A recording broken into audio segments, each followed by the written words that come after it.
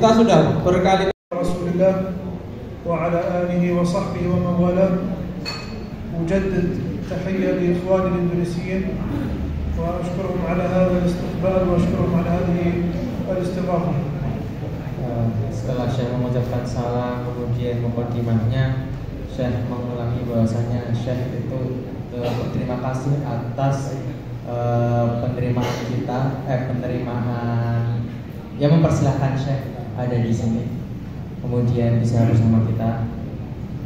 وأجدد نقل تحية الشعب الفلسطيني وكذلك العرب أجمعين لإخوانهم الإندونيسيين على مواقفهم الطيبة اتجاه القضية الفلسطينية واتجاه قضايا المسلمين كافة. Sebagai bangsa Palestina, Syekh mengucapkan terima kasih kepada kita bangsa Indonesia atas kepedulian kita bangsa Indonesia terhadap isu Palestina. وأشكر شكر خاص للمؤسسة المحمدية وكذلك لأخي المترجم أسامة وجبار لأنهم يقدمون أكثر من اللازم فأشكرهم شكر خاص صراحة. Syekh mengucapkan terkhusus terima kasih kepada Muhammadiyah yang telah menjamu banyak kepada beliau. Kemudian berterima kasih juga kepada saya sebagai penerjemah membantu beliau di sini, juga kepada saudara kita Abdul Jabbar yang sekarang menjadi operator karena telah membantu banyak. وأعتذر لكم وأعتذر أيضا للمؤسسة المحمدية على تقصيري اليوم ولكن يعني أرجو المعذرة بسبب المرض. Syekh mungkin mohon maaf kalau misalkan nanti dalam penyampaiannya ada yang kurang karena disebabkan sedang kurang enak badan ya. Kita doakan semoga beliau cepat sembuh. Jazakumullah khairan. قبل أن نبدأ أريد أن أذكر بفضيلة مجالس الذكر أو مجالس العلم. Sebelum itu saya akan memaparkan terkait keutamaan majelis ilmu atau majelis zikir. يقول النبي صلى الله عليه وسلم ما جلس قوم مجلسا يذكرون الله تعالى فيه ثم يقومون حتى يقال له قوموا قد غفر الله لكم وبدلت سيئاتكم حسنات. Berkata Nabi SAW, tidaklah suatu kaum duduk-duduk di majelis ilmu atau majelis zikir kemudian mereka berdiri, kecuali pasti malaikat akan mengatakan kepada mereka, berdirilah, sungguh telah diampuni dosa-dosa kalian, sungguh telah diampuni dosa-dosa kalian apa-apa yang telah lalu. Man minna la yudhib, الجميع يخطئ والجميع لديه السيئات والذنوب فما عليكم إلا حضور مجالس العلم ومجالس الذكر حتى لو كانت بعد الصلاة تكلم الشيخ ب5 دقائق هذا يعتبر بإذن الله مجلس من مجالس العلم تحصلون به بإذن الله تبديل السيئات إلى حسنات. Sebagaimana kita tahu bahwasanya kita sebagai manusia tidak pernah lepas dari namanya salah, lumpuh dan dosa. Maka Syekh berdoa semoga majelis ilmu ini, majelis zikir ini dapat menjadi penghapus dosa-dosa kita dan keburukan kita apa yang telah lalu. Amin.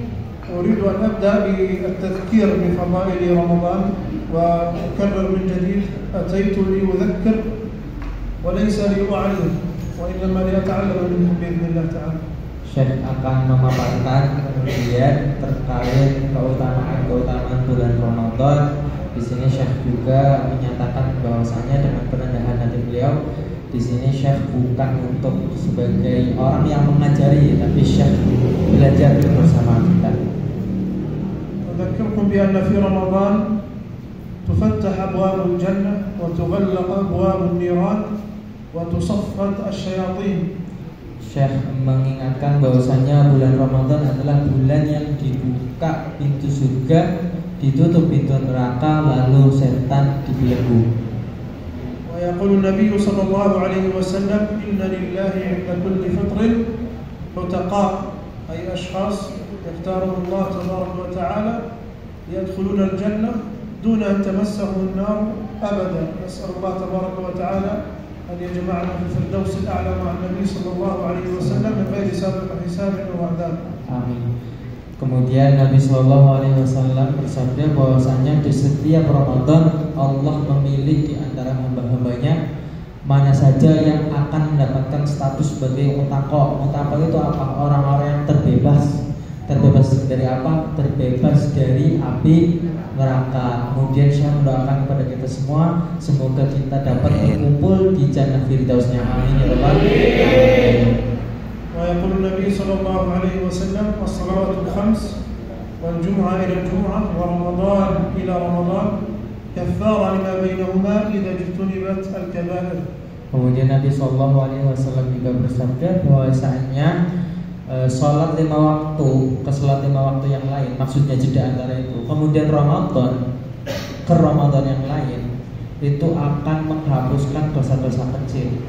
Artinya antara jeda sholat ke sholat yang lain, kemudian Ramadan ke Ramadan yang lain akan terhapus itu dosa-dosa kecil kita selagi kita tidak melakukan dosa-dosa besar. وتحصيل الأجر والثواب في رمضان بإذن الله تبارك وتعالى سهل، فعلينا استغلال هذا الشهر بتلاوة القرآن، بالذكر، بصلة الأرحام، بر الوالدين، والصدقة وأعمال الخير كثيرة. Kemudian di sini saya mengingatkan bahwasanya bulan Ramadan, keutamaan bulan Ramadan, yakni dipermudah kita untuk pada bulan ini untuk mendapatkan pahala, memanen kebaikan, melakukan amal baik. Maka hendaknya kita menyibukkan diri kita dengan misalkan membaca Al-Quran, sedekah dan lain-lain.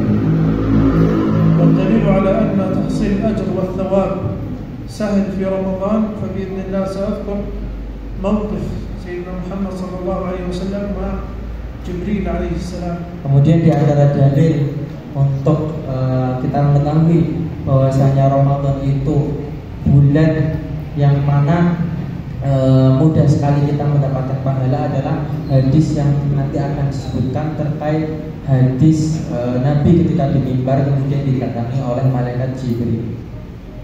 في يوم من الأيام صعد النبي صلى الله عليه وسلم على منبره وكان المنبر يتكون من 3 درجات كلما صعد على درجة قال آمين كررها 3 مرات فاستغرب الصحابة رضي الله عنهم من هذا الفعل. Kemudian pernah Nabi Shallallahu Alaihi Wasallam naik ke mimbar dan mimbar itu ada 3 tingkatan mimbar. Tiap-tiap tingkatan Nabi berkata amin. Naik ke tingkatan selanjutnya yang kedua Nabi berkata amin. Naik ke tingkatan selanjutnya Nabi berkata amin. Lalu para sahabat ini bingung, merasa aneh. Ini kok Nabi kenapa ngomong amin-amin gitu? فقال النبي صلى الله عليه وسلم أتاني جبريل فقال يا محمد خاب وخسر من ذكرت عنده ثم لم يصلي عليك قل آمين فقال آمين اللهم صل وسلم. Maka Nabi menjelaskan kepada para sahabat bahwasanya ketika di di tingkatan mimbar yang paling pertama itu Jibril datang kepada dia dan mengatakan kepada beliau Nabi Muhammad dan mengatakan, wahai Muhammad, rugilah orang-orang yang disebutkan namamu namun tidak bersolawat kepadamu. Katakanlah amin. Kemudian Nabi Muhammad SAW mengatakan amin. ثم قال يا محمد خاب وخسر من أدرك أبواه ثم لم يدخل الجنة قل آمين فقال آمين وفي هذا دليل على عقوق الوالدين. Kemudian di tingkatan yang kedua kenapa Nabi Muhammad ngomong amin? Maka pada saat itu Jibril ngomong kepada Nabi Muhammad, wahai Muhammad, rugilah orang-orang yang mendapati kedua orang tuanya selama masih hidup namun tidak menjadikan dia masuk ke dalam surga. Dan ini adalah dalil untuk kita selalu berbakti kepada orang tua dan tidak mendurhakainya. Kemudian Jibril berkata, katakanlah amin wahai Muhammad. Maka Nabi berkata amin. ثم قال يا محمد خاب وخسر من أدرك رمضان ثم لم يغفر له قل آمين فقال آمين كيف تدخل إلى رمضان وتخرج منه ولم يغفر لك. Kemudian di tingkatan yang ketiga, kenapa Nabi ngomong amin, maka jelaskan bahwasanya Jibril berkata kepada Nabi, wahai Muhammad, rugilah orang-orang yang mendapati bulan Ramadan tapi ketika Ramadan itu telah lalu tidak diampuni dosa-dosanya. Katakanlah amin wahai Nabi Muhammad. Kemudian Nabi berkata amin. ففيه تعجب كيف دخلت إلى رمضان ولم يغفر لك. ونمثل على ذلك المثال طالب مدرسة يدخل إلى امتحان فيجد ورقة الامتحان وبجانبها ورقة الإجابة ثم خرج من الامتحان ولم ينجح. كيف لم تنجح في هذا الامتحان؟ وكذلك كيف دخلت إلى رمضان وخرجت من رمضان ثم لم يغفر لك.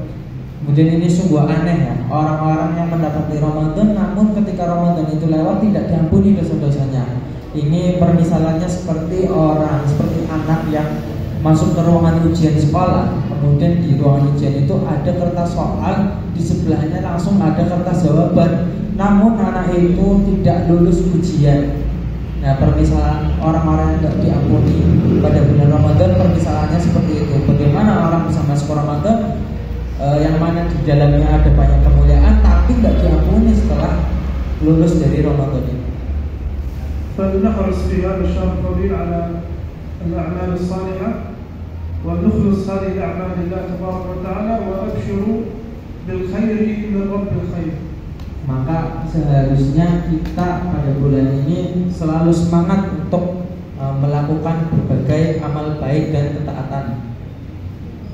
وأذكر أيضا بأن شهر رمضان كان شهر الجهاد ففيه كانت غزوة بدر وكذلك فتح مكة ومعركة القادسية وكذلك الآن ما زالت هنالك معركة قائمة. هذا رمضان الثاني يمر على هذه المعركة ألا وهي معركة طوفان الأقصى. Dan Nabi mengingatkan kepada kita bahwasanya bulan Ramadan adalah bulan jihad. Kalau kita mau menilik ke sejarah umat Islam, dulu banyak kejadian di bulan Ramadan, diantaranya adalah ada kejadian perang Badar, kemudian ada Fathu Makkah, kemudian ada Ma'rakah Qadisiyah. Nah, adapun yang sekarang medan perang jihad yang masih berlangsung saat ini adalah apa yang kita saksikan saat ini, apa yang terjadi di Palestina. Ma'rakah Tufan al-Aqsa التي قام بها المجاهدون للدفاع عن وصية رسول الله صلى الله عليه وسلم المسجد الأقصى حيث كان يريد أو حيث كان هنالك مخططات الكيان الصهيوني لهدم المسجد الأقصى.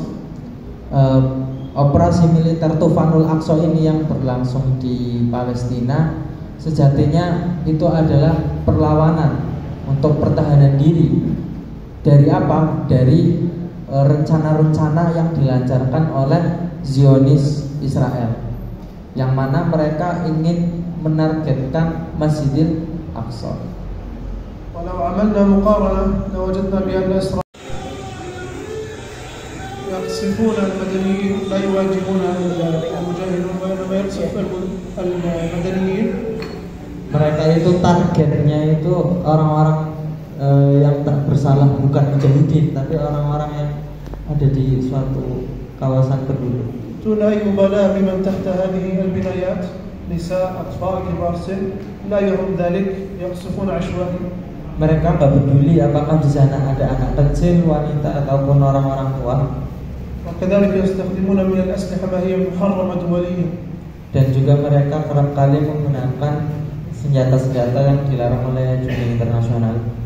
لكن للأسف التي يقصفها العدو لا يقصف مبنى واحد وإنما يقصف مناطق كاملة يمسحها عن وجه الأرض. فهنالك الآن الكثير من الشهداء تحت هذه البنايات لا نستطيع إخراجهم.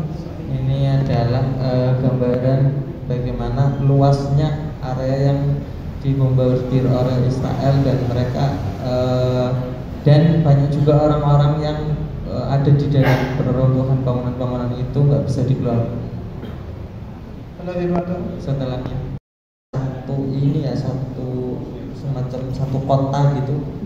ليس فقط ما ترونه قريب إنما المنطقة كاملة هي مقصوفة. bukan cuma di gambar ini, itu lebih luas dari ini. Jadi satu mantikoh atau bisa dibilang provinsi atau kota. Sholat dari jam